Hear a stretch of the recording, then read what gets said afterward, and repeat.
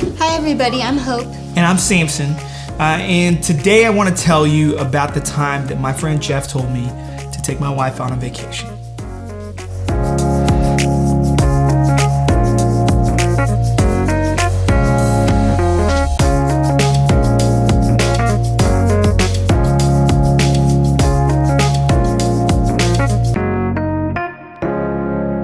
So by the start of year 2 in our financial freedom journey, we had paid off in our first year $41,000. So we had $51,000 left in just our student loans. But that $41,000 was not easy to accomplish. That was after a lot of sacrifices made.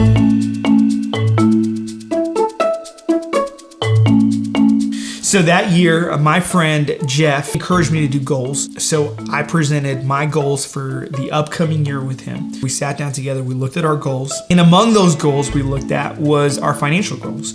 And so he looked at my goals, and one of the goals that I had written down was for that year, our financial goal was to pay off $30,000 towards our student loans. Something I think it's important to note here is if you do have somebody available to you or somebody around you in your friend group that has gone through a similar circumstance or a situation of paying off a bunch of debt, it is such a good idea to bring that person on alongside you, sit them down for a cup of coffee, maybe in your living room so you don't have to pay for it,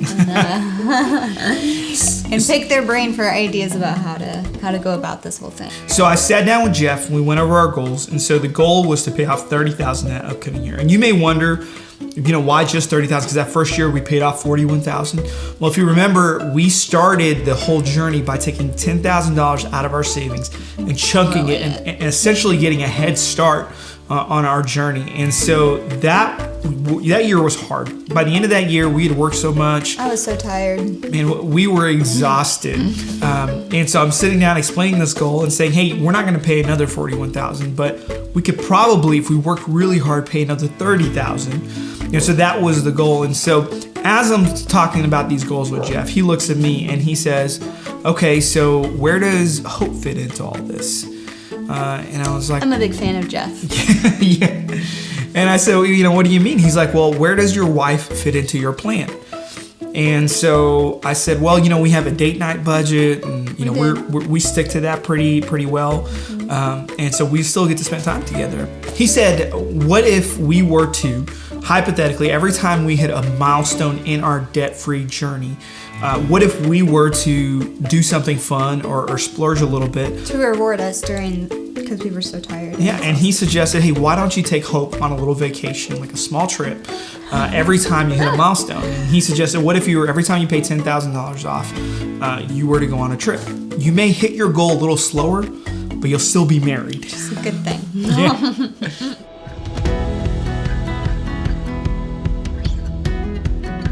And so I went home and I talked to Hope about it, and I said, hey, what do you think about this idea? And she said, so those of you that know Samson and I as a couple know that I am the crazy, adventurous one that loves to travel.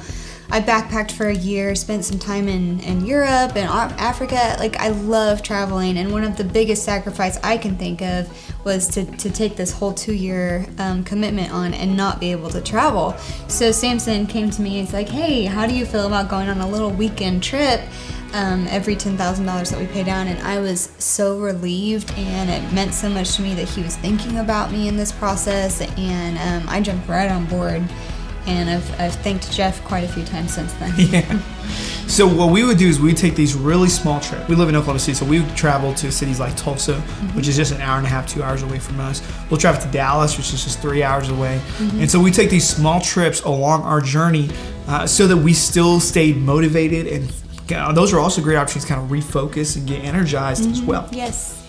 And so we thought that doing it this way would be a little bit slower. It may take instead of another year, it may take another 18 to 24 months. Yes. And what we actually discovered, that in that process of every time we pay off 10 grand, we'd go on a vacation. We were so excited about those vacations. We actually ended up paying off the rest of our debt in 13 months. which was even a shorter amount of time than we had projected, not having traveled any. Yes. So that can be so important because you can also lose focus of why you're doing this. If you don't hold on to your why, man, when you are hungry and you just want to order Postmates, or if you just want to go splurge on some big ticket item, you're not going to have the wherewithal to know that you need to resist unless you understand why it is that you're doing this. And so for us, our marriage was why we wanted to be debt free, our family. And so taking some time to make sure that that was focused on more so than anything else was really important for us. Yeah. So we learned that taking breaks didn't set us back. It actually helped us move forward. But those breaks were purposeful. So if you're married, what we'd love to tell you is, man, go on those little trips. If you're gonna splurge on your marriage, because in this whole financial journey, the most important person is the person right beside you. And so you don't want to gain the whole world and lose the things that is most valuable. And so the second thing is, if you're single, I think you should still do something like this. Reward yourself when you hit those milestones, because it actually does help re-energize you. It helps you stay focused, and it helps you have the energy to keep going. So that's it for this week. If you guys like this video, go ahead and click like, subscribe to our channel. Subscribe. And yeah, thank you for watching.